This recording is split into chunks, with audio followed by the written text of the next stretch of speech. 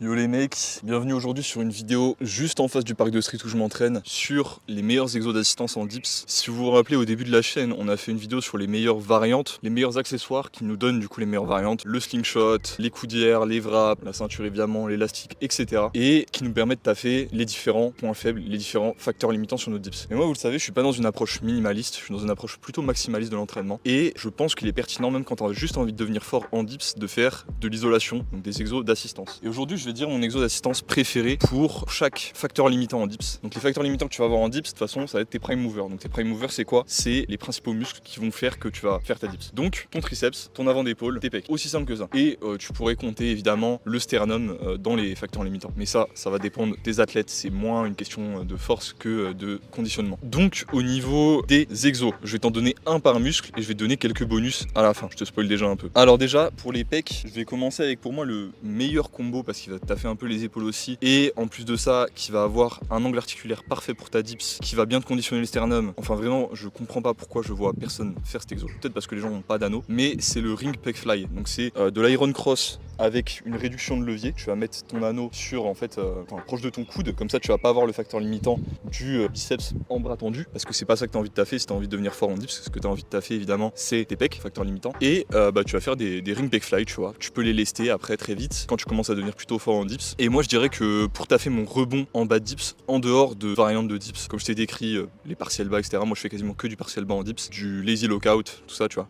Partiel bas plus lazy lockout, bah ça va être le meilleur à mon avis pour taffer ton rebond en bas de rep et le facteur limitant qui est le pectoral. Ensuite, pour ce qui est des épaules, ça va être extrêmement basique. Qu'est-ce que tu fais quand tu fais une dips? Tu fais ce mouvement là, tu mets un étirement d'épaule, l'exo ça va être des front raise un peu inclinés. Tu t'inclines contre par exemple un mur ou un banc incliné si t'es dans une salle et que t'es pas un gitan comme moi, et tu vas faire tes front raise en fait aux haltères. C'est aussi con que ça, c'est vraiment très simple mais très efficace. Voilà, pour ceux qui ont le facteur limitant épaule, front raise, très bien. Ensuite on va avoir les triceps. Moi vous le savez, les triceps ça a toujours été le facteur limitant. Pourquoi? Parce que j'ai tellement taffé mon rebond, ce qui m'a aussi rendu très fort en dips, faut pas le négliger. Des fois t'as un facteur limitant, t'as un point de grind dans ton mouvement que tu pourrais taffer, que tu pourrais enlever, mais ça te rendrait moins fort que de taffer le truc sur lequel tu es déjà le plus performant, tu vois. Donc faut réfléchir à est-ce que ce que j'ai besoin de taffer c'est mon facteur limitant, ou est-ce que ce que j'ai besoin de taffer c'est mon point fort pour passer entre guillemets à travers mon facteur limitant. Par exemple en dips, avoir un rebond tellement fort en bas que je vais quasiment pas avoir besoin de force en triceps pour le cas en haut. Pour moi c'est quand même pertinent de tout travailler, surtout si tu as envie d'être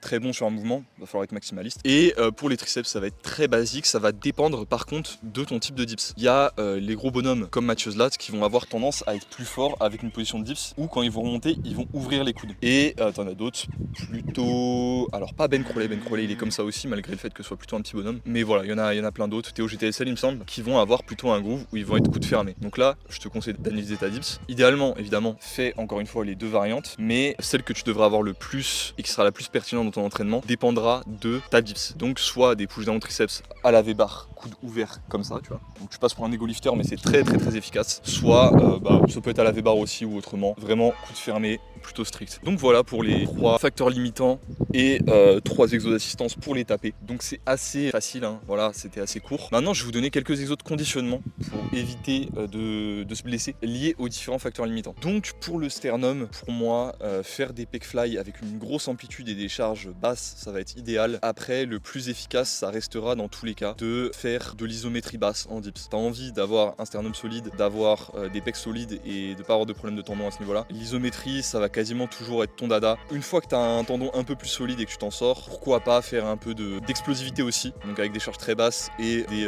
séances vitesse. Donc une des prochaines vidéos qui sortira d'ailleurs, ce sera sur comment faire un speed day, les différentes méthodologies pour faire un speed day. J'avais déjà fait des vidéos séparées sur 2 méthodologies, mais là je vais essayer de tout vous mettre en une, que vous ayez toutes les infos d'un coup. Et voilà pour les pecs. Ensuite pour l'autre facteur limitant qui va être l'avant d'épaule, donc les épaules crunchy au dips, c'est quand même une maladie assez commune. C'est un peu plus commun au bench je crois, parce que les gens ont tendance à être beaucoup plus coude ouvert au bench et c'est une position un peu plus à risque entre guillemets, même si elle peut être quand même renforcée. Donc moi ce que je recommanderais c'est très basique, taffer rotation interne, rotation externe. Parce que souvent c'est ce que les gens négligent et c'est ce qui va faire qu'il va y avoir des déséquilibres, faiblesse infraépineux, supraépineux, etc. Donc Kimura raise allongé, pourquoi pas Kimura pull down à la poulie. Là je vous montrerai Sacha, un de mes élèves qui le montre. Et Juban rotation, là il y a plusieurs variantes. Ça peut être avec le coude sur la jambe, ça peut être sur la station pour faire les curls inclinés, etc. Vous avez plein d'options, mais faites des rotations cubaines, faites de la rota externe, très important. Donc voilà pour les épaules et les pecs. Et pour finir, finir avec les coudes. Donc là je vous donne beaucoup de value bonus les gars, vraiment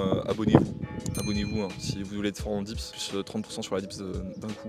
Pour les coudes, il va y avoir beaucoup de possibilités parce qu'en fait, tu vois, au niveau de tes muscles, tu vas en avoir énormément dans l'avant-bras qui vont se lier au coude. Et tu vas avoir évidemment les muscles du triceps, ça peut être aussi les muscles du biceps. Donc tous les tendons, toutes les petites attaches de tendons que tu vas avoir tout autour, va falloir plus ou moins tout à fait si tu as envie d'être safe en préhab. Donc des variations de déviation ulnaire, radiale, supination, pronation. Tout ça, je te réfère à la vidéo sur les avant-bras qui te donnera les infos dont tu as besoin et des push down triceps à angle varié comme je t'en parlais tout à l'heure. Normalement avec cette vidéo, avec ce que je t'ai dit là, tu as tout ce qu'il te faut en termes d'exo d'assistance pour progresser en dips et devenir très fort. Donc voilà, moi j'espère que la vidéo t'a plu, j'espère que tu as pu en tirer de la value. Si tu as envie de te faire coacher, je t'invite à aller me réserver un petit appel, tu as mon calendrier en lien dans la description, dans le Linktree. Et si tu as bien aimé la vidéo, n'hésite pas à t'abonner, lâcher un petit like. Puis moi je te dis à samedi prochain.